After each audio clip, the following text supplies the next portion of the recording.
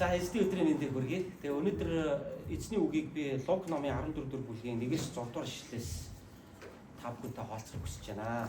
Лук 14 дугаар бүлгийн 1-6 дугаар ишлэл. За бид нар өнгөрсөн 2-7 хоногийн туршид Лук номноос суралцаж амжаагүй. Яг тэгвэл эзэн Есүс Христийн үхлээс амьсан баярын 7 хоногуд үргэлжилсэн. За тийм учраас Коринт ном болон өөр бусад номнуудаас хуучин гэрээний долол ном зэрэгээс бид нар хамтдаа эзний үгийг суралцсан байгаа. За өнөөдөр бүгдээ үргэлжлүүлээд Лук номноос эзэн Есүс Христийн заасан сургаалаар ээлжид номлын цагаа цааш нь хамтдаа үргэлжлүүлье. За Лук номын 14 дугаар бүлгийн 1-6 дугаар ишлэгийг би та бүхэнд чангаар уншиж өгье. Амралтын өдөр фарисеучуудын нэгэн удирдагчийн гэрт хоол зоглохоор Есүс иржээ. Тэд түүнийг хянамгаа ажиглаж байв. Харах тун түүний өмнө усан хавангаас болж зовж буй хүн байжээ. Есүс хуульч нар ба фарисеучудаас амралтын өдөр эдгэх нь хуульд нийцэхгүй эсвэл үгүй юу гэж асуужээ. Харин тэд дуугарсангүй. Есүс тэр хүнийг авчирч эдгээгээд явуулав. Тэгээд тэр тэдэнд та нарын нэг нь хүүгээ эсвэл үхрээ ходогт очил амралтын өдөр байсан ч тэр даруйд нь татан гарахгүй гэж үг гэхэд тэд түүнд хариулж чадсангүй. Амен. За би өнөөдөр эзний үгийг хууль уу хайр уу гэдэг сэдвээр та бүхэнтэй хуваалцъя. Хууль уу хайр уу гэдэг сэдвээр та бүхэнтэй хуваалцъя. За би хэлэх гэсэн санаагаа эхэнд нь зүгээр шулуухан хэлчихье. За тэр нь юу вэ гэвэл Есүсийн гайхамшигын үндэс суурь нь хайр байсан. Тэгээ Есүс бидний уншсан энэ хэсэг дээр ээлжид гайхамшиг хийж байна. Есүс ер нь олон гайхамшигуудыг хийж исэн. Өвчтөе олон хүмүүсийг эдгэж исэн. Олон янзын өвчнүүдийг бас Есүс эдгэж исэн. Бас олон янзын гайхамшигуудыг Есүс бас хийж исэн. За усан хавангаар өвчсөн нэгэн хүнийг Есүс эдгэж байгаа түүхийг бид нар сая хамтдаа энэ текстээс уншлаа шүү дээ. Тэгэхээр Есүсийн хийж байгаа энэ гайхамшигын үндэс суурь нь өөрөө хайр байсан. Тэгэхээр хайр суурьтай гайхамшигын тухай бид сая хамтдаа уншлаа. За юу болж байна вэ гэхээр фарисей бүлгийн нэгэн удирдагчийн гэрт Есүс хоол идэхээр уригдсан. За ирж манад орой хоол идээч. Фарисей бүлгийн нэгэн хүн Есүсийг урьсан. За фарисеучуд ич хэм бэ? 1-р зууны үеийн Юудын нийгэмд байсан Юудын шашны нэгэн бүлэглэл гэж ойлгож байна. За тэр үед бол олон янзын бүлэглэлүүд байсан. 3-4 ийм улс төрийн шашны улс төр шашны холилдсон ийм бүлэглэлүүд тухайн үедээ Юудын нийгэмд бол амьдарч ирсэн байна. Юудын нийгэмд бол өөр өөрсдийн нөлөөг тогтоон өөр өөрсдийнхөө нөлөөг юудичүүдэд бол үзүүлж ирсэн ийм цаг үе, ийм нийгэм бол тухайн үед байсан. За фарисеучуд бол Бурхны хуулийг чамдлан сахидаг. Энэ хуулийг ерөөсөө чамд биелүүлэхийн тулд бүхнээ зориулсан тийм хүмүүс байсан. Өөрөөр хэлбэл энэ фарисеучуд бол тухайн үеийн хуучин гэрээ болох юудичүүдийн библийн эрдэмтэд. Энэ хуулийг бол ерөөсөө бусдаас илүү амьдралдаа сахин мөрддөг. Бүр юу гэх юм одоогийн бидний хэлээр бол энэ бүр шашны бүр ингээд бүр хит тэрэндээ бүр ингэж автсан. Тэрнийхээ төлөө ерөөсөө бүх юмаа зориулсан хорвоо гэдэг ерөөсөө зөвхөн тэр шашныхаа хуулийн нүдээр ерөөсөө хорвоогийн бүх юмсыг хардаг, түүгээрээ тайлбарладаг. Тэрэндээ бүр өөрсдөө бүр маш үнэж итгэмжтэйгээр зориулсан ийм хүчтэй шашны бүлгийнхэн байсан байна. Есүс бол энэ бүлэгт бол хамаардаг байсан. Энэ бүлгийнхэн Есүсийн ажилтаа бол Есүсийн хийж байгаа үйлчлэлтэй хамгийн их тулж исэн бүлэглэл бол энэ бүлэглэл байсан. Яг тэгэхээр Есүсийн зааж исэн номлол хийж исэн ажлыг хараад энэ бүлэглэлийн нэг талаар атаарч исэн. Нөгөө талаар Есүсийг бас хуулийг зөрчөөд байна гэж энэ бүлэглэл бол үздэг байсан. Тийм учраас энэ бүлэглэл бол Есүсийг ерөөсө хаа явсан газар нь дандаа Есүсийг шүүмжилж исэн, Есүсийг мад тавихыг хичээж исэн, Есүстэй маргалдж исэн, Есүсийг үгүйсгэхийг оролдож исэн, Есүсийн хийж байгаа аливаа үйлдэлүүдийг энэ бүлэглэл бол яг үргэлж буруу шаажсан. За тийм нэг үйл явдлыг өнөөдөр бид нар уншиж байна. За энэ бүлэглэлийн нэгэн удирдагч Есүсийг шавнартаа гэртээ урьсан. За оройн хоол байсан уу, өдрийн хоол байсан уу сайн мэдэхгүй. За ямар ч байсан хоол нь гэртээ урьсан. За тэгээд урихдаа Есүсийг хоолоо яаж идэх үү, юмд яаж хандах нь бүх үйлдэлийг нь эдгээр бол үнэхээр анхааралтай ажиллаж ирсэн. За тэр дунд усан хавн өвчтөд нэгэн хүн байсан. За тэр хүнийг ялангуяа Есүс эдгэх нь үү яах нь вэ гэдгийг энэ фарисей бүлгийнхэн бол одоо ингээд анзаарч ирсэн. Есүсийг бол одоо хэдийгээр наана одоо хоолнд ураад нь шүү дээ уулна. Гэхдээ хоолнд ураад байгаа мөртлөө цаагаараа Есүсийг буруутгах шалтак хайжсэн. За ингээд усан хавн одоо өвчнөр өвчсөн нэгэн хүн энэ хүмүүсийн донд байсан. За тэгээ энэ хүнд одоо яаж хандах нь вэ гэдгийг фарисей бүлгийн хүмүүс бол одоо харж ажиллаж ирсэн. За Есүс нөгөө хүнийг бол эдгэсэн. За эдгэхээс өмнө Есүс нэгэн асуултыг асууж байгаа. Тэр нь ямар асуулт асуусан бэ гэхээр амралтын өдөр эдгэх нь хуульд нийцэх үү эсвэл үгүй юу гэж нөгөө мундаг хуулиа сахдаг хүмүүсээс чинь асууж штэ. Тэр энэ хууль гэдэг нь юу хэлээд байгаа юм бэ гэхээр хуучин гэрээний хуулиудыг яриад байгаа. Өөрөөр юудэчүүдийн шашны хуулийг яриад байна. А энэ үед бол юудэчүүдэд энэ шашны хуулиас өөр хууль байхгүйсэн. Энэ хууль нь ерөөсөө тэр нийгмийн ганц хууль нь болж исэн. Энэ хууль нь ерөөсөө юудэчүүдийн ганц үндсэн хууль нь болж исэн гэж ойлгож болно. Тийм ээ. За тэгэхээр энэ хууль гэдэг нь зүгээр өөр ямар нэгэн хуулийн тухай асуугаагүй Библийн тухай асууж байна гэсэн. Хуучин гэрээний хуулийн тухай асууж байна гэсэн. За та нарын бодлоор амралтын өдөр өвчтөн хүнийг эдгэх нь хуульд нийцэх үү гэж Есүс хоол идэж явах зураа нөгөө усан хавн өвчтөн хүнийг хараад Есүс асууж байгаа. Тэгсэн чинь энэ хүмүүс хариулаагүй. За яагаад Есүс энэ хүмүүсээс ингэж асуусан бэ гэвэл амралтын өдөр гэдэг нь нөгөө хуучин гэрээний хуулиар бол юудэчүүдийн ганц амардаг өдөр нь багхгүй, сабат өдөр нь багхгүй, хагас өдөр амардаг штэ. А юудэчүүдийн тоолдор бол бүтэн сая өдөр чинь 7 хоногийн хамгийн эхний өдөр багхгүй. А сабат өдөр нь бол юудэчүүдийн одоо амралтын өдөр. Тийм учраас та нар анзаардаг бол одоо энэ сабат өдрүүдээр одоогийн Нью-Йоркод байгаа юудэчүүд бол ингээ ажил хийхгүй амраад байгааг та нар анзаардаг баг. За зарим нэг еврейн баяруудыг ч гэсэн энэ Америк бас тэмдэглэж байгаа шүү дээ, тийм. Яг л Америкийн нийгмийг энэ еврейчүүд нэлээд бүрдүүлдэг учраас Ирландуудын баяр, еврейчүүдийн баяр гэдэг ингээд орон орны одоо баяруудыг ингээд өөрсдөө хуулиндаа тусгачаад ижил тэнцүү ингээд ихийн эцэггүй дуглын дураахгүйгээд Америкч их тийм олон амралтын өдрүүдтэй бас байгаад байгаа. Тэдний дунд нөгөө юудэчүүдийн тэр баярууд нь бас ингээд Америкийн хуулинд бас тусгалаа олцсон явж байгаа бас харагддаг. За юудэчүүд юу гэж итгэдэг байсан бэ гэхээр бурхан биднийг нэг өдөр амар гэж хэлсэн. Тийм учраас бид амрах ёстой. Бурхан бол уул нь нэг өдөр амар гэж хэлэхдээ өөрсдийн төлөө хэлээд байгаа шүү дээ. А гэтэл хүмүүс нөгөө амрахын тулд амарч байгаа биш, хууль биелүүлэхийн тулд амраад идэг болчихсон сүүлдээ юм. Эсрэг юм чи эсрэгээрээ болчихгүй юу? Уул нь энэ хууль чи миний төлөө байгаа шүү дээ. Би 7 хоног 6 өдөр жингээ ажил хийчихэл нэг өдөр нь уул нь би амарч байвал миний л эрүүл мэндэд миний л амьдрал тусдаа шүү дээ. Ядс нэг өдөр гэр бүлтэйгээ цаг гаргана, нэг өдөр өөртөө сайхан цаг гаргана гэж зөвхөн өөрт нь хэрэгтэй юм байна. А гэтэл энийг юудэчүүд өөрт хэрэгтэй зүйл энэ нь хүний төлөө хууль гэж бодгосоо илүү хүн энэ хуулийг биелүүлэх ёстой. Хуулийнхаа төлөө болоод эсрэгээр болчихсон. Энэ хуулийг биелүүлэхгүй байгаа хүмүүсээ шүүгээд дарамтлаад буруутгаад ингээ яллаад байдаг болчихсон. Юудэчүүд ийм байсан. Тийм учраас Есүс асууж байна л та тийм. Одоо энэ юудын энэ амралтын өдөр өвчтөн хүнийг эдгэх нь хуулинд нийцэх үгүй юу гэж асууж байна. Яг тэгэхээр өвчтөн хүнийг эдгэж яана гэдэг чинь ажил хийгээд байна гэж тооцоод байгаа байхгүй юу? Яг тэгэхээр Есүс амралтын өдрөөр синагогт номлодог байсан. Синагог гэдэг чинь нөгөө юудэчүүдийн амралтынхаа өдрөөр цугладаг одоо өөрөөр хэлбэл бидний энэ цуглаан хийж байгаа шиг иймэрхүү хот тосгон болгонд нэг иймэрхүү танхим байдаг байсан. Тэр танхим дээр хагас өдөр болгон бүгдээрээ цугладаг, Бурханыхаа хуулийг уншдаг, магтан дуулдаг, залбирдаг байсан. А Есүс тэр үед нь явж ороод маш олон газар Есүс сургаал номлож исэн. Тэгэхэд тэнд өвчтөн хүмүүс орж ирээд байж хат нь Есүс эдгэждэг байсан.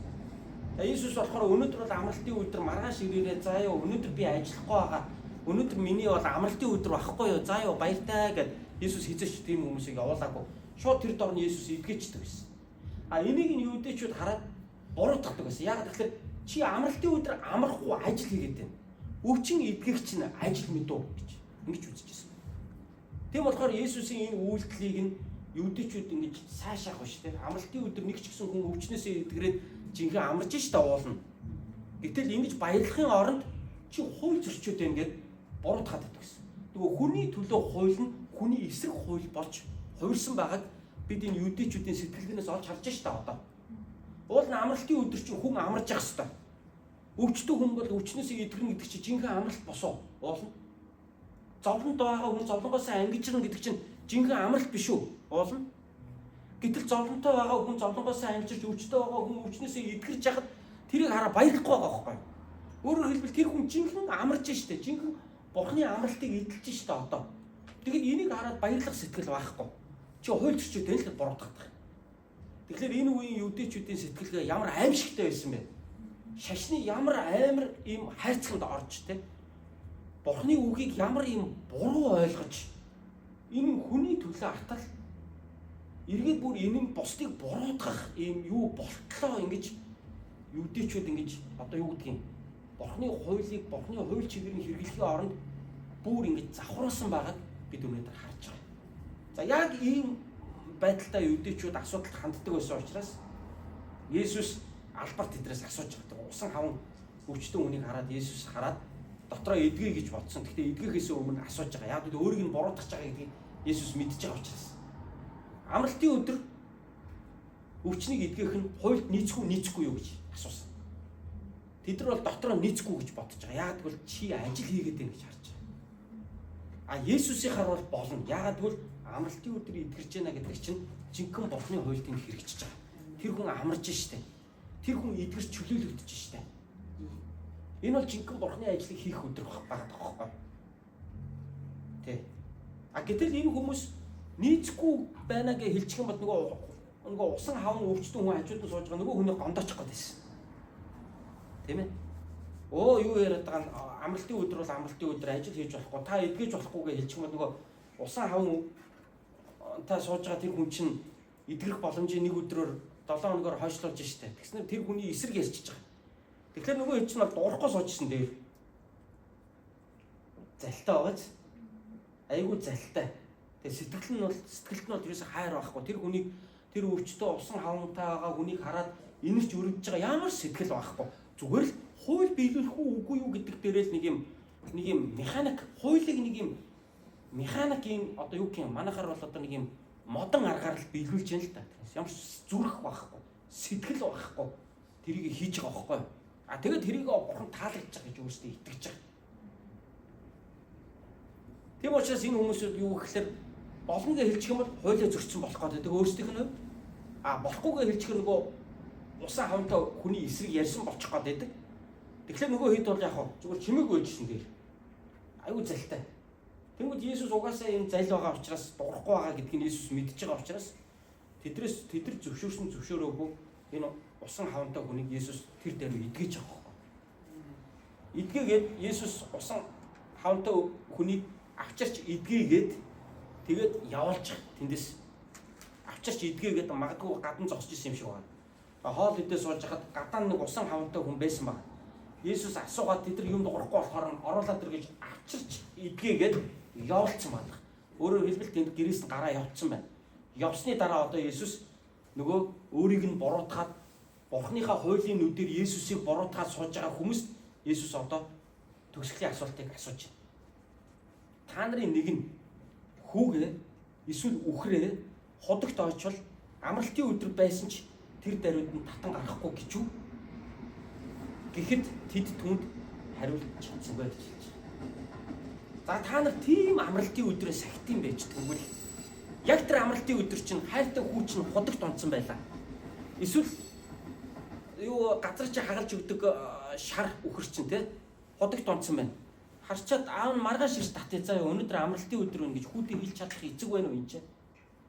Өнөөдөр чи амралтын өдөр аав нь бурхандаа хайртай те бурхнаа хайрлаад хуйлаа биелүүлж байгаа те. Тэгээ чамайг маргааш татъя заа өнөөдөр бол амралтын өдөр байна. Та нарын донд яг цаг дээр ингэж хэлж чадах хүн байна уу гэж Есүс асууж байгаа юм. Байхгүй штэ. Ажлыг чинь нуулж өгдөг ганц шар үхэр. Буудагийн чинь тэрэмдэж өгдөг ганц тэрэмдэр чи ажилтдаг ганц шар үхэр чинь. Газрыг чи хагалж өгдөг, усыг чинь зөөж өгдөг ганц шар үхэр чинь худагт онцсон байна. Харчаад өө хөөхий. За маргааш татъя да. Өнөөдөр амралтын өдөр. Аварч гэхээр ажил хийсэн болчих гээд байна. Ажил хийсэн болчих гэхээр бурхандайхаа өмнө боёнда бозар хийсэн болчих гээд байна те. Бурхан намайг шийтгэхгүй яана гэд айрангуудаа за маргааш ажлын өдрөөр чамайг аврая гэд ингээ орхио явж чадах хүн та нарын дунд байна уу гэж Есүс асуусан. Хинч Оо би тэгж чадна гэж хинж хариулаагүй. Яг л чадахгүй л байхгүй тийм. Есүс энийг мэдж байгаа учраас энэ асуултаараа Есүс тэдэд хариулт өгч байгаа. Юу гэвэл саяны усан хавн өвчтөе хүнийг хүн бол миний хувьд хүү шиг нэг юм аа. Миний хувьд тийм ээ тэр нөгөө амьдралын минь ганц амжиргаа залгуулагч нөгөө өхөр шиг нь хамгийн хэрэгцээтэй зүйл маань юм аа. Тэгэхээр Есүсийн зүрх сэтгэл дээр хуулийн багш нар тэр хуулийг мэддэг, хуулийн докторууд, хуулийн эрдэмтдийн хажууд Есүсийн зүрх сэтгэл ямар агуу өргөн байна вэ гэдгийг бид эндээс харж байна. Тэд ингээд хуулиар ярьдаг, хуулиар номлодог, ингэж болно, тэгж болохгүй, ингэж болохгүйгийн хуулиар яриад байдаг болохоос биш хүний зовлонг ойлгох ямар сэтгэл энэ хүмүүсийн сэтгэл байхгүй байгаад Есүс үгээр шүмжилж байгаа байхгүй. Олон болохгүй, тэгин тэхгүй л гэдэг юм яриад байгаа болохоос биш яг үүний хэрэгтэй тэр усан хавантай хүний зовлонг хараад хинж инэрч өртөхгүй байгаа. Гэтэл Есүст бол энерги сэтгэл байна. Есүст энэ хүнийг хараад хайрлах сэтгэл байна. Тэгвэл Есүс өөрөө хуулиа зөрчиж байгаа юм. Есүс тэгвэл хайр нь илүү чухал юмаа гэд хуулийг олондоо гიშгэж гин гэж юу? Үгүй. Есүс нэг удаа тэгж хэлсэн байдаг. Амралтын өдөр хүний төлөө юм уу? Хүн амралтын өдрийн төлөө юм уу? Эцэст гэж Есүс нэг удаа асууж ирсэн. Яг тэгвэл Есүс амралтын өдрөөр шавнартайгаа явж хагаад шавнар нь өлсөд тарийн талбай хажуугаар явж байсан учраас шавнар нөгөө буудаг гараараа алган дотор шовтарч аваад буудагийн түрэг алган дотор шовтарч аваад буудаг идээд нөгөө өлөн хотоодоо шавнар нь дараа явахгүй юу? Тэрийг харсан нөгөө фарисеучуд чи харахтаа тариа хураагаад байна, ажил хийгээд байна гэж болгож харж штэ. Гэхдээ нэг юмыг нэрээ нэг буруутгаж тайлбарлах болохоор бүр тий бүр нэг хандахгүй байгааг та нар анзаарч байна уу тий? Хүн чинь өлөн хотоодоо дарах гад нэг хоёр тариан түрүү шовтраад амдаа өнгөчлээ. Тэрийг хараад юу гэж хэлж юм гэхээр тариа хураачлаа. Ажил хийчлээ. Өнөөдөр чинь амралтын өдөр тэр харж байна. Тэр нь буруутгах гэсэн хүнд бол ерөөсө буруутгах шалтгаан мандахгүй болчихж байгаа. Тэгсэн чинь Есүс юу гэж хэлсэн бэ? Нэг 2 цаг дэвчээч та нарыг ийшээ юу тосгон ороод одоо хоолнд орохын хооронд юун тэнд ингээд улаан бодоо шовтраад идчихдээ зүгээр хүний нүд олгаад намайг зүгээр гэн. Есүс шавнартай тэгж уурсан. Ямар төвчээргүй амьтад вэ? Хүн ийшээ ороод сайхан хойшорт болно гэдээ дагчсан. Есүс шавнараа тэгж загнасан уу? Үгүй. Есүс юу гэж хэлсэн бэ? Амралтын өдөр чи эцэст хүний төлөө юм уу? Эсвэл бид юу нэг амралтын өдөртөө үйлчлээд байгаа юм уу? Амралтын өдөр надад үйлчлээд байгаа юм уу юу? Гэт юм чи эсрэгээр болчиход байгаа үстэй тий. Тэгэхээр яг энэ түүхэн дээр ч гэсэн гарч байгаа үстэй. Амралтын өдөр чинь хүн амрах хэрэгтэй байхгүй юу? Бурхан хүнийг амраасаа сайхан байгаасаа гэж амралтын өдрийг болно бий болгоод байдаг. Өвчтөө хүн өвчнөөсөө эдгэрх нь энэ амралтын өдөр жинхэнэ амарч байгаа үйл явдал шүү дээ. Уулна. Тэгэхэд энэ хуулийн багш нар яаж байна? Хуулийг утга агуулгаар нь ойлгохын оронд зүгээр л махчилж ойлгож шүү дээ. Юмыг зүгээр нэг махчилж биелүүлж байгаа байхгүй. Ямар ч сэтгэл байхгүй. Тэгэхээр энэ хуулиа үнэндээ энэ фарисеучуд мэдээд байна уу? Эсвэл Есүс жинхэнэ мэдээд байна уу? Есүс жинхэнэ мэдж байгаа байхгүй. Есүс үнэхээр энэ хуулийнхаа утга учирыг Есүс өөрөө мэдж байгаа байхгүй. Тийм ч учраас Есүс энэ хүнийг амралтын өдрөөр нь эдгэж өгч байгаа байхгүй. Амралтын өдөр чинь хүн амрах өдөр. Тийм учраас энэ өдөр хүн бурхнаар эвээгддэг өдөр. Тийм учраас Есүс энэ хүнийг эдгэж байгаа. Харамсалтай нь энэ хүн харамсалтай тэнд суусан хүмүүс Есүсийн энэ үйлдэлийг бол шашны одоо тэр нэг халахвчнаасаа болоод Есүсийн энэ үйлдэлийг бол үнэхээр одоо ойлгохгүй байгаа нь эндээс бол харагдаж байна. Ингээд аваад үзэх юм бол Есүсийн энэ өвчнийг эдгээсэн эдгэрлийн үндэс суурь нь бол хайр байсан. Есүс хуулийг зөрчив. Есүс хайрын улмаас энэ өвчтөе хүнийг эдгэж өгч. Би дөрөв номлолынхаа ихэн та нараас асуусан. Хууль уу, хайр уу гэж. Хууль нь чухал уу, хайр нь чухал уу? Алийг сонгох вэ гэж. За хайр нь чухал юм байна гэж ойлгож байгаа. Тэгвэл хуулийг олондоо гიშгэн гэсэн үг үү? Үгүй юм аа. Үндэ энэ хууль чинь энэ хайрыг л ярьдаг шүү дээ. Энэ хууль чинь ямар тохиолдолд биелдэг вэ гэхээр хүн хүнээ хайрлаж байгаа үед л Бурхны хууль чинь жинхэнэ утгаараа биелж байдаг. Юудэчүүдийн алдаа юу байсан? Хайргүйгээр зүгээр хуулийн биелүүлээд байгаа. Техникийн хувьд биелүүлээд байгаа байхгүй юу? Техникли биелүүлээд байгаа байхгүй юу? Гэхдээ зүрхэнд нь бусдыг инэрх ямар ч инэрх сэтгэл байхгүйсэн. А Есүс энэ хуулийг биелүүлсэн. Биелүүлэхдээ жинхэнэ хайр суурьтайгаар биелүүлж байгаа. Жинхэнэ хайрн дээр хайр төвтэйгээр Есүс хуулийг биелүүлж байгаа. Тэр үүнд одоо ийм л ялгаа байгааг бид нар олж харж байна. За тэгэхээр нийгмийн сэтгэл зүй бол үргэлж юм савлгаатай байдаг гэдгийг би өнөөдөр танаас ярмаар. Яг нь тухайн үеийн юудичүүдийн нийгэм бол хууль гэж яваад жинхэнэ хуулийнхаа гол утга учир болох хайраас салж одсон байсан. Тийм учраас хайраасаа салж одоод нөгөө тал руугаа бүр хайргүй тал руугаа туйширч одсон тэр нийгмийг Есүс өнөөдөр яг жинхэнэ голдрол руу буцаагаад чангааж. Энэ хууль гэдэг чинь та нарын яриад энэ үхэн хатан биелүүлэх гэж зүтгээд байгаа энэ хууль чинь эцэст хайр төвтэй, хайр суурьтайгаар л биелгийн шүү дээ гэж Есүс ойлгуулахын тулд тэднийг яаж нь туйширлаас нь буцаагаад хайр руу татаж чангааж байгаа. Дэлхийн түүхээс харах юм бол олон христчин удирдагч нар нийгмийн энэ туйширлын савлгаан донд яг Бурхны үгийн үнэн голч руу нийгмийг үргэлж чангаан татдаг байсан түүхүүд байгаа. За жишээл би хэд хэдэн жишээ яриа. Загалмайтны аяндаа англи хэлний крусейд гэж ярьдаг тийм үү? 2-3 удаагийн крусейд дэлхийн түүхэнд болсон. За 2 дахь крусейд нь бол манай Монголын эзэнт гүрний үедээ давхцдаг цаг тооллын үед тийм ээ. За тэгээд тэд нар бүр одоо ариун газар буюу Иерусалимд болол одоо хүлээгүүгийн хаант улсын байлдан дагуулалтай тэр үед бол түүхийн явцад бол яг хоёр талаасаа уулзсан байдаг. Бүр тулгарсан байдаг тийм үү? За та нар энэ аян жалуутад болсон тулааны талаар бол сайн мэдэх бах. Манай Монголын хүлээгүүгийн хаант улсын Хитбух гэдэг жанжин одоо Иерусалимд одоо толдож явсан ийм түүхийг ингээд ярих юм бол ийм түүх бол байдаг. За загалмайтны аяндаа юу болсон? Тэр үеийн христчин гэж яригдчихсэн католикууд тэр үедээ одоо тэр үеийн дэлхийд христчид гэдэг нь католикууд л байлаа шүү дээ. Католикууд бол загалмайтны аяндаанаас болоод туйширсан тийм үү? Яасан? Тэд исламчуудыг алж исэн. Лалын шашинтангуудыг католик шашинтангууд алж исэн. Яагаад? Есүсийн төрсөн Израилийг лалын шашинтнуудаас цэвэрлж аавна гэдэг нэрэн дор шашны дан хийж. Энд чинь туйшрал. Энд чинь Библи биш. Библи ийм дан хий гэж юусоо хэлээгүй. Есүсийн төрсөн нутаг Иерусалимыг, Бэтлехемийг, Юудын газар нутгийг лалын шашинтнуудаас цэвэрлэж аав. Дан хийгэрэ гэдэг үг Библиэд хаанч байхгүй. Энэ бол тухайн үеийн шашин улс төр хоёр холилдсон туйшрал байсан. Энэ туйшрлын үед Европод боёо католик шашинтангууд лалын шашинтны эсрэг маш их дан хийж алдах хэдлэг явуулж ирсэн бай. Харилцан биенийг алж чадсан л та. Энэ бүгдийн донд Библи үнэндээ ийм биш шүү дээ. Бурхан гэдэг чинь Есүс гэдэг чинь та нарын хийгээд байгаа энэ дайнаас чи өөр юм а гэдгийг харуулсан нэг хүн төрж гарсан. Тэр нь Францис тийм үү? Одоо түүхэн түүнийг Гиген Францис гэж нэрлэдэг. Тэр Гиген Францис гэдэг хүн чи өөрөө баян худалдаачны хүү байсан мөртлөөсөө Христэд итгээд сайн мэдээний төлөө амьдралаа зориулна гэж шийдээд Христийн энэ номлолын төлөө амьдралаа зориулна гэж шийдээд баян тансаг амьдралыг хойш нь тавиад игэл даруй байдлаар хувцлаад тэгээ энэ хүн загалмайтны аяндааны үед лалын шашинтнуудад очиж үйлчилж ирсэн.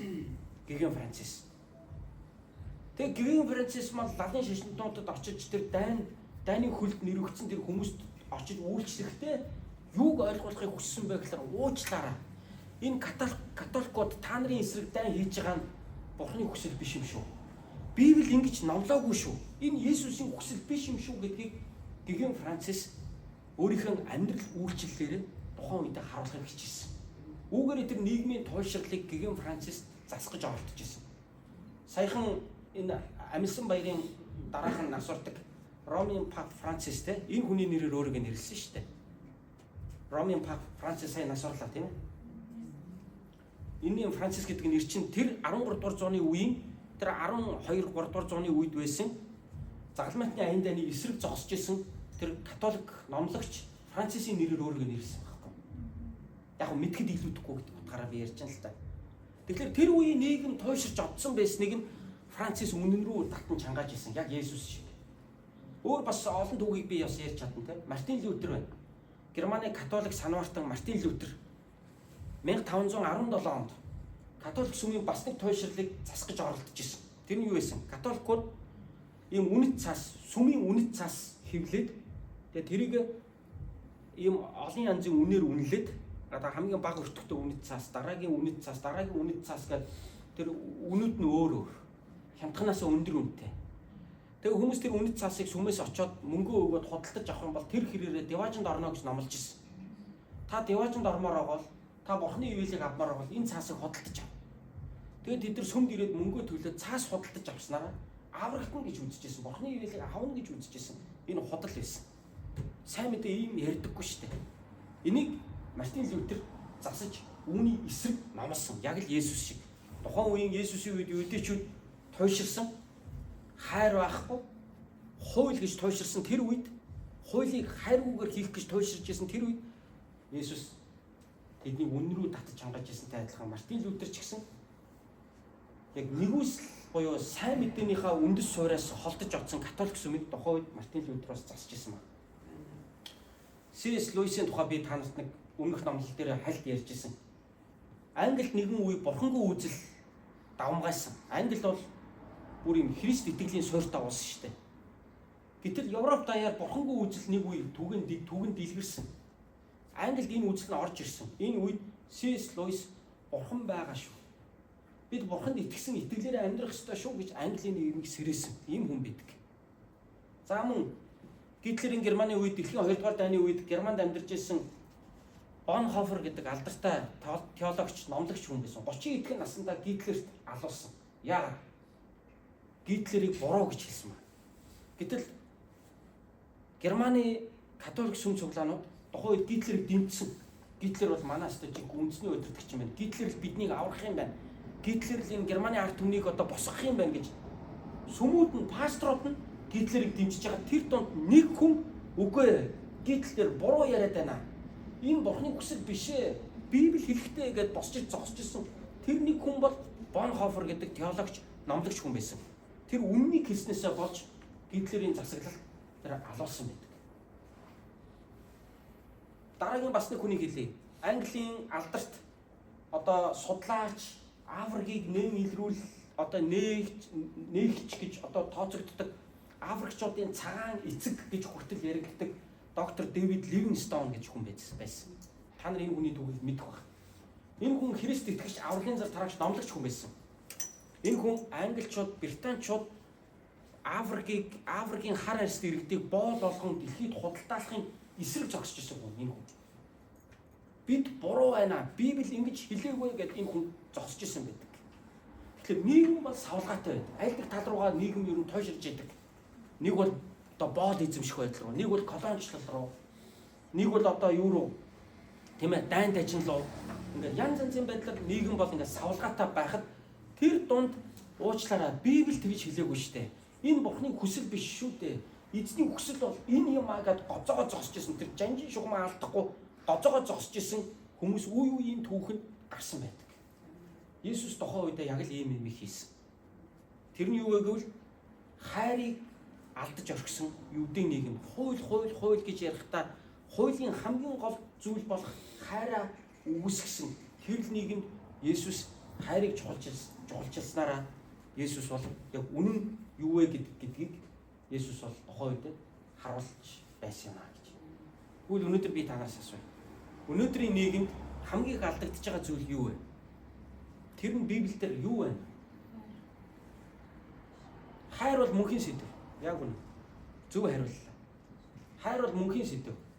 Үүний талаар дуулдаг, үүний талаар хүмүүс ярьдаг, үүний талаар яруу найрагчд нь бичдэг, шүлэгчд нь шүлэг дуугаа зохиодог. Хайр бол мөнхийн сэдэв. Яг л хүн төрөлхтний түүхэнд хайр хизээж хуучирж байгаагүй. Одоо наа чи хуучирсан сэдэв. Хойш нь тавья гэж ямар ч үеийн түүх, ямар ч үеийн одоо сэтгэгчд ингэж ярьж байгаагүй. Хайр бол үргэлжил хүн төрөлхтний түүхэнд мөнхийн сэдэв байсан. Өнөөдөр ч 21-р зууны үеийн энэ дэлхийд та бидний амьдарч байгаа энэ үед хайр мөн л ялгаагүй хамгийн чухал сэдв хэвээрээ байна. Би 1-р Коринт 13 дээр гэдэг ишлэгийг та нарт өнөөдрийн номлолтой холбогдуулаад бас давхар хараасаа гэж хүсээд та нарын өмнө гаргалаа. Энэ ишлэлдэр хэлсэн идүүгээ итгэл, найдвар, хайр гурав үлддэгч хамгийн агуу хайр мөн гэж хэлсэн байна. Эцэст нь юу үлдэх вэ? Итгэл, найдвар, хайр гурвал үлддэг. Бусад бүх юм өөрчлөгдөж идэг. Ерөөсөө хүний амьдралын бүх юм өөрчлөгдөж идэг. Гэхдээ юу ерөөсөө хүн төрөлхтний түүхэнд үлдэж хоцордгоо бол хүнд итгэл гэдэг юм ямар чухал юм бэ? Ирээдүйд рүү хандсан найдвар гэдэг юм ямар чухал юм бэ? Энэ итгэл, найдвар хоёрын чинь суурь нь үндэсэндээ хайр байгаа даа. Тэгээ эдгэрийн дотроос хамгийн агуу нь хайр юм а гэж өөрөө Библи хэлсэн. Тэгвэл яг л энэ үгийг Есүс энэ усан хан өвчтөе хүнийг эдгээснээр бидэнд харуулж өглөө. Би өнөөдөр танд энийг л номлох гэсэн юм. Заримдаа олон хүн Христийн цуглаанд ирээд их айдаг. Юунаас айдаггүй гэхээр шашны их олон дүрм биелүүлэх ёстой юм шиг ойлгоод байдаг. За тэгчих болохгүй, ингэчих болохгүй, ингэчих болно, тэгчих болно. Өө ядраа тэр сүмдэж очихгүй. Уулын сонсохоор гоё. Гэтэ нэг л олон дүрм биелүүлэх ёстой. Нэг л олон ийм дүрмийн шаардлага тавьсан газар юм шиг ойлгоод байдаг. Гэтэл үндсэндээ ганцхан л дүрм ба. Тэрний юу вэ гэвэл биений л хайрлах явдал шүү дээ. Хайр байгаа газар уучлал байдаг. Тэнд эв нэгдэл байдаг. Тэнд хүний өвчийг идгэрдэг. Хайр байгаа газар бие биендээ хүмүүс үйлчлдэг. Хайр байгаа газар баяр хөөр байдаг. Хайр байгаа газар бие бинийгээ нөхдөг. Бие биендээ тусалдаг. Бие биендээ өгдөг. Бие бинийгээ ойлгодог. Бие биенийхээ зовлонг сонсдог. Нэг нэгэндээ жинхнээсээ тусалдаг. Энэ бол Библийн номлолын хамгийн үндэс суурь юм. Тийм учраас би номлолынхаа эхэнд албаар тэгж өгөөдөн асуусан юм. Юу гэж асуусан бэ гэвэл хууль юу, хайр уу гэж. Үндэ энэ хоёрыг салгаж ярих ямарч боломжгүй гэдгийг одоо та ойлгож байгаа хаа. Жинхэнэ сайн хууль бол хайр төвтэйгээр биелдэг. Хэрвээ хайрыг, хууль, хайр хоёрыг хоорондоо салгах юм бол энэ бол зүгээр л шашин болж хувирна. Аимшигтай хатуу шашин болж хувирна. Ийм юмнаас хүмүүс зугатаадаг. Би ч зугатаа. Би нэг юм хууль дүрмэнд дуртай да. Эсвэл ямар нэгэн харийн шашин дуртай да өнөөдөр номлогч нь олчоо зогсож байгаа юм биш. Яг л Есүсээр дамжуулан ирсэн хайр миний сэтгэлийг зөөлөж амьдралд итгэл найдварын минь сэргээсэн байхгүй юу? Орхигдсан, хаягдсан, ирээдүйдээ итгэх итгэл найдвар байхгүй. Хайрлагдаагүй. Итгэж найдаж исэн хамаг юм нуран онсон тийм л хүүхэд байсан шүү дээ би. Би зүгээр л дүрм журм дуртайдаа сайн хүүхэд учраас эсвэл бусдтай адилхан тамхи татдаггүй, арх уудаггүй, муу юм хийж явдаггүй, айгүй томоотой төлөв төвшин, айгүй мундаг хүүхэд учраас тэгээ Библи уншсан чи амар өөртөө нийцээд байгаа учраас дагаа явцсан биш. Яагаад гэвэл амьдралаас ирж хайжсэн тэр л хайр маань энэ дээр байсан. Тэр л хайрыг маань Есүс Христ авчирч миний хувьд бодтой болгож өгсөн. Би энэ хайраар л бусдыг хайрлаж амьдрах учиртай байна гэдгийг л би ойлгосон. Тийм болохоор Библийг үндсэнд нь юу гэж хэлдэг вэ? Хүн Бурхныг хайрлах, бусдыг хайрлах нь юм. Библийн хамгийн гол загалт, хамгийн гол номлол юм а гэж Библи өөрөө тайлбарладаг. Үүнийг Есүс ч хэлсэн байдаг шүү дээ. Эцэст нь би хоёр зүйлд та бүгдийг уриалмаар. Хоёр зүйл би та бүгдийг уриалмаар. Нэгдүгээр Бурхны үгийн үндэс суурь. Энэ Библи Есүс Христэд итгэх итгэл бүтэн сайн болгон хуваалцж байгаа энэ сайн мэдээ маань. Бүтэн сайн болгон ярьж байгаа энэ номлол маань, энэ номлол, энэ Бурхны үгийн үндэс суурь, энэ итгэл үнэмшлийн хамгийн гол үндэс суурь нь бол Бурхны хайр юм шүү. Та хайртай зөрчилддөг хууль гэж нэгч байдаггүй. Хайр байгаа газар харин ч хууль хэрэгждэг. Яагаад хууль хэрэгжихгүй? Яагаад хүмүүс хуулийн цорхойг ашиглаад буруу юм хийгээд юм гэхээр үндсэн байх ёстой юмд байхгүй учраас хуулийг буруу юмд ашигладаг. Хуулийн цорхойг хүмүүс ашигладаг. Харин хайр байгаа газар тийм их хууль байхгүйсэн ч юм аяндаа цэгцэрдэг. Энэ л хайрыг Бурхны үг бидэнд номлодог. Тийм болохоор эзэн Есүс Христийн таныг хайрласан хайр, Бурхны таныг хайрласан хайрыг та хүлээж аваарай. Та үн итгээрэй. Энэ хайр байгаа учраас л бид итгэдэг. Энэ хайр байгаа учраас л бид эзэнд үйлчилдэг, бид залбирдаг, бид магтан дуулдаг. Бид эзний сайн мэдээг бас бусдад хуваалцдаг юм аа. Хоёрдугаарт өнөөдрийн энэ сургаалаар дамжуулан миний танд ятгахыг хүсэж байгаа зүйл бол Бурхан танд хайртай учраас өөрийнх нь гайхамшигыг хийдэг шүү. Өнөөдөр та Бурхны ивэлийг амьдралдаа амссан бол ямар нэг байдлаар их бага хэмжээгээр та Бурхны ивэлийг өөрийнхөө амьдралдаа амсч исэн бол та нэг зүйлийг бодоорой. Тэрний юу гэвэл Бурхан надад хайртай байна гэж. Хайртай учраас л тэр бүх энэ ивэлийг таны амьдралд өгөөд байгаа, үзүүлээд байгаа. Тэрнээс та хоёрыг зүгээр нэг юм ариун биш гэдгээр нь зөв биш гэдгээр нь шүүгээд Бурхан ивэлээ өгдөг бол энэ Бурханы ивэлийг авч чадах нэг ч хүн байхгүй. Яг бол бид бүгдээ амьдралдаа алдаж онсон байдаг. Бид бүгдээрээ амьдралдаа дотоод олимог байдаг. Бид бүгдээрээ төгс биш байдаг. Бидэнд сайн зүйл олон байдаг ч бас сул талууд бас байдаг. Тэр сул орон зай дээр бид амьдралдаа олон алдаануудыг гаргасан байдаг.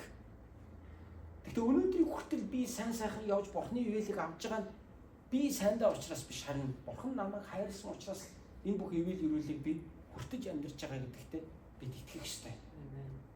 Тийм учраас хэрвээ бид үүнд итгэх юм бол түүний гайхамшиг бидний амьдралд биелэх болно.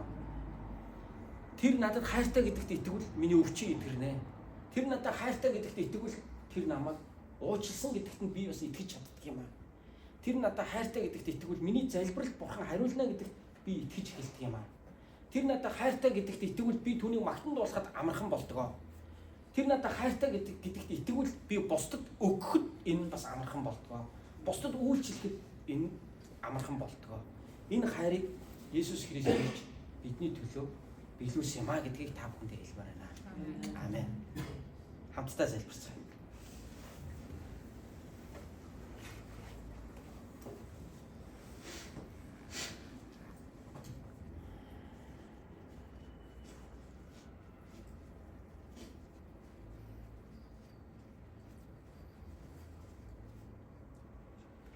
Агуу хүчит хайрын Бурхан эцэг минь тандаа баярлалаа. Өнөөдөр хүмүүс бидний хувьд байдаг бүхий л хайр зөвхөн танаас ихтэй. Эзэн минь бидэнд хин нэгнийг хараад өргөдөх, үр сэтгэл, инэрлийн сэтгэл бүхэн танаас ихтэй. Учир нь бид таны бүтээл. Бид таны бүтээл учраас таньтайгаа адилхан бидэнд бусдыг хайрлах чанар байдаг. Бусдыг инэрч өргөдөх сэтгэл бидэнд байдаг. Энэ бол бид таны бүтээл гэдгийг маань баталгаа болдог. Энэ хайраас холдож одсон байхад минь та цорын ганц хүү Есүс Христтэй илгээж түүний загалмайн үхэл ба дахин амьлал түүний заасан сургаал үйлдсэн гайхамшигаар та бидэнд өөрийнхөө хайрыг дахин сануулж өгсөнд тандаа баярлалаа. Өнөөдөр ч бидэнд сануулж байгаад баярлалаа. Мөн таны хайрыг энд байгаа ах дүү нартайгаа дахин хуваалцах боломжийг өгсөнд тандаа баярлалаа. Тийм ээ эзэн минь, та бидний хайрлсан учраас нүглүүдийн минь уурчилдаг.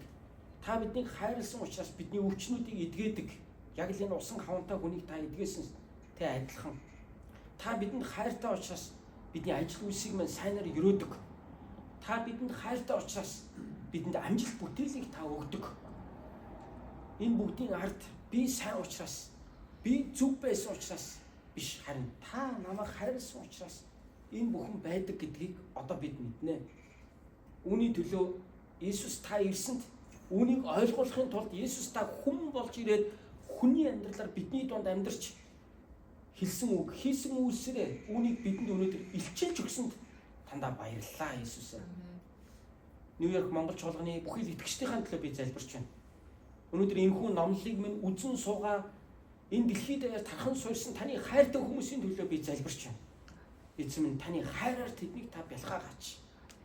Эзэн минь, ямар ч үед та тэдэнд хайртай гэдгээ үргэлж сануулаач. Амьдралын ямар ч үед, ямар ч нөхцөл байдал донд бид амьдарч тэмцэж байсан ч эзэн минь, бидний итгэлийн үндэс суурь, бидний танд хандах итгэлийн үндэс суурь бол зөвхөн таны хайр гэдгийг та сануулж өгч байгаа. Та өөрийнхөө хайр бидний сэргээгээрэй.